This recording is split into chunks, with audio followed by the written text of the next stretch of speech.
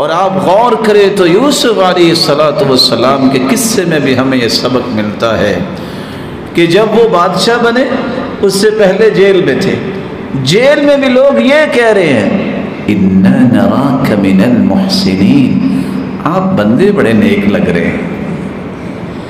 یہی چیز بھائی بھی آ کے کہہ رہے ہیں اِنَّا نَرَاكَ مِنَ الْمُحْسِنِينَ۔ جیل اور بادشاہی کا تخت دونوں میں ایک شخص موجود ہے اور دونوں جگہ پہ لوگ کہہ رہے ہیں اِنَّا نَرَاكَ مِنَ الْمُحْسِنِينَ۔ مومن خوشی کی حالت میں ہو، غمی کی حالت میں ہو، احسان کے پہلو کو ایکسیلنس کے درجے پہ جا کے عبادت کرنا اور اپنے معاملات کو لے کے چلنا، اس کو چھوڑا نہیں کرتا۔ یہی وجہ ہے کہ جب بھائیوں نے آ کے وہی بات کی جس کے نتیجے میں کیا کچھ ہوا، اور کہنے لگے کہ اس کے بھائی نے بھی چوری کی تھی بنیامین کے، بنیامین اکیلے نے چوری نہیں کی، اور یہ وہی الزام تھا جو یوسف علیہ السلام پہ لگایا گیا۔ لیکن کیا دل تھا، کیا کمال تھا اس ہستی میں، فَأَسَرَّهَا يُوسُفُ فِي نَفْسِهِ وَلَمْ يُبْدِهَا لَهُ۔ انہوں نے اس کا اظہار ہی نہیں کیا کہ کس کو کہہ رہے ہو، بس ایک سوال کیا هَلْ عَلِمْتُمْ مَا فَعَلْتُمْ بِيُوسُف، جانتے ہو تم نے یوسف کے ساتھ کیا کیا؟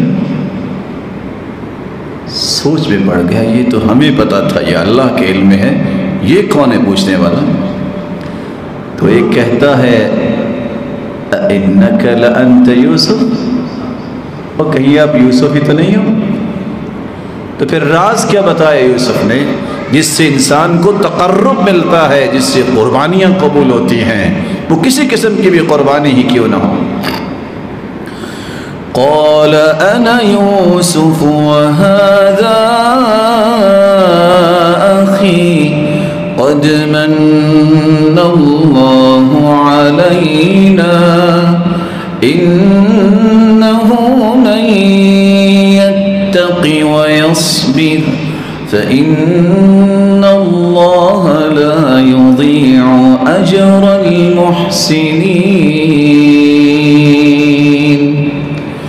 جی ہاں میں یوسف ہوں، یہ میرے بھائی بنیامین ہیں، اور آپ کو ایک بات بتاؤں، انہ من یتقی ویصبر، جو صبر کرتا ہے اور تقوی اختیار کرتا ہے اللہ اسے گرنے نہیں دیتے، ضائع نہیں ہونے دیتے۔